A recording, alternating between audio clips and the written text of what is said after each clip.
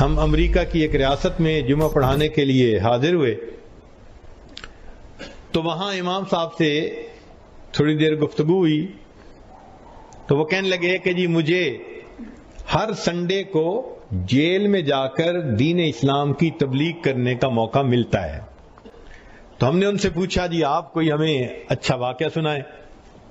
وہ کہنے لگے تھوڑی دیر میں تو بیان آپ کا شروع ہو جائے گا, میں آپ کو صرف ایک واقعہ سناتا ہوں, سنا دیجئے.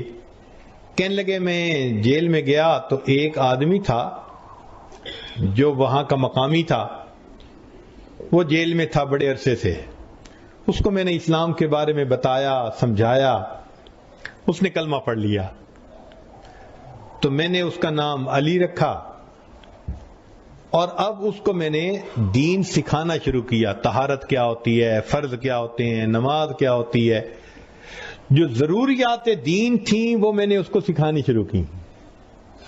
تو وہ میرے بہت قریب ہو گیا. پھر میں 1 سال جاتا رہا تو وہ بالکل میرے ساتھ ایسے جیسے کوئی سگا بھائی ہوتا ہے, ایسے محبت کرنے لگ گیا. ایک دن بیٹھے ہوئے تھے, میں نے اس سے ایک کوسچن پوچھ لیا کہ علی بتاؤ اسلام لانے سے پہلے تمہارے احساسات کیا تھے اور اب اسلام لانے کے بعد تمہارے احساسات کیا ہیں؟ کہنے لگے جب میں نے یہ کوسچن کیا نا تو اس کی آنکھوں میں آنسو آ گئے.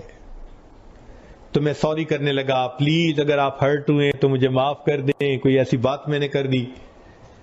وہ کہنے لگا نہیں, بس آج میں اپنے دل کی بات آپ کے سامنے کھول دوں گا کہ اسلام لانے سے پہلے میں زانی تھا, شرابی تھا, مگر میں ایسا نفسیاتی مریض تھا کہ مجھے دوسرے بندوں کو قتل کر کے تڑپتا جب دیکھتا تھا تو مجھے مزہ آتا تھا.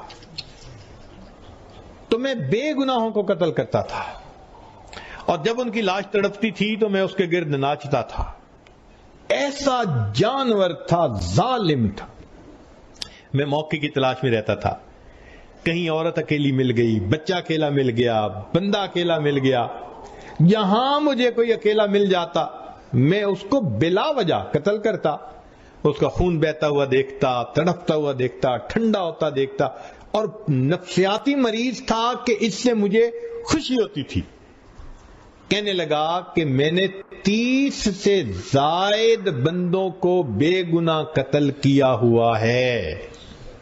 یہاں تو میں آیا ہوں ایک چھوٹے سے جرم میں اور 6 مہینے کے بعد میں بات پر نکل جاؤں گا. کسی کو میرا پتہ نہیں چلا کہ میں نے کتنے مرڈر کیے ہیں. لیکن جب تم نے اسلام کا کنسپٹ مجھے دیا اور قیامت کے دن کا کنسپٹ دیا کہ ہر بندہ اپنے عمل کا جواب دے ہوگا, میں نے اسلام قبول کر لیا. اب میں جب قیامت کے دن کے بارے میں سوچتا ہوں نا کہ میں اللہ کے سامنے پیش ہوں گا اور وہ مجھ سے پوچھیں گے کہ تم نے یہ ظلم کیوں کیا تھا, تو کہنے لگا کہ میرا دل ڈرتا ہے, خوف کھاتا ہے, اور اب میرا دل اتنا حساس ہو گیا ہے کہ جب مجھے ہفتے کے بعد کمرے سے نکالتے ہیں تھوڑی دیر کے لیے تو میں باہر قدم رکھتے ہوئے اس کا بھی خیال کرتا ہوں پاؤں کے نیچے کوئی چیونٹی بھی آ کے نہ مرنے پائے.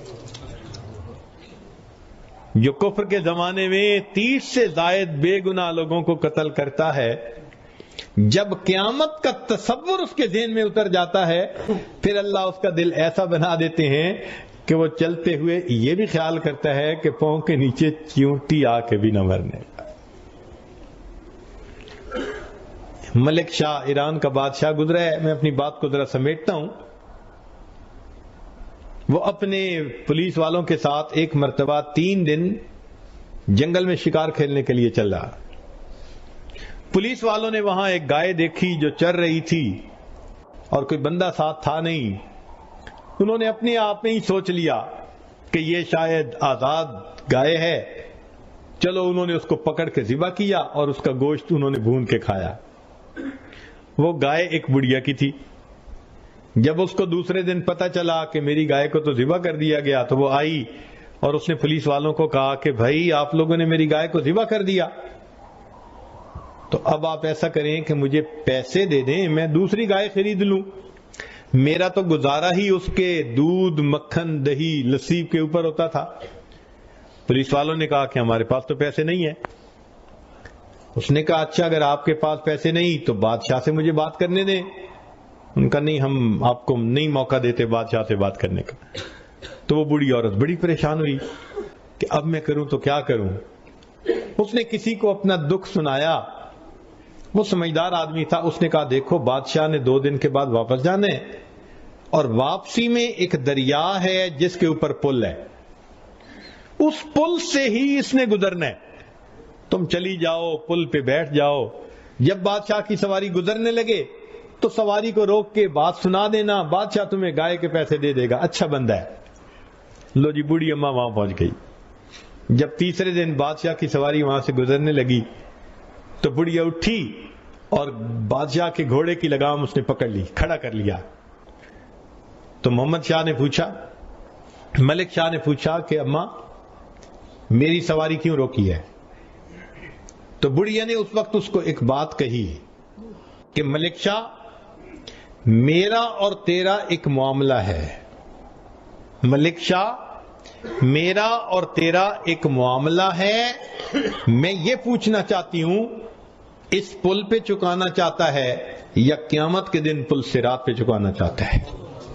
کہتے ہیں کہ بوڑھیا نے جب یہ بات کی نا تو اس کی آنکھوں میں سے آنسو آ گئے، نیچے اترا، بات پوچھی اور اس کو 7 گایوں کی قیمت دی، 7 گایوں کی، اور 7 گایوں کی قیمت دے کے ہاتھ جوڑ کے کہا کہ اماں ادھر ہی معاف کر دینا، میں پل صراط پہ جواب دینے کے قابل نہیں۔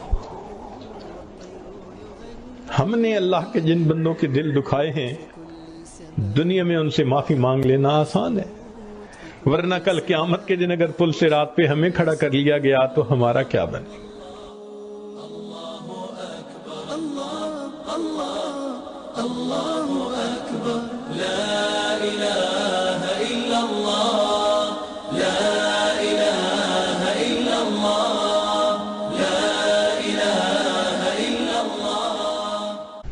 ہم امریکہ کی ایک ریاست میں جمعہ پڑھانے کے لیے حاضر ہوئے،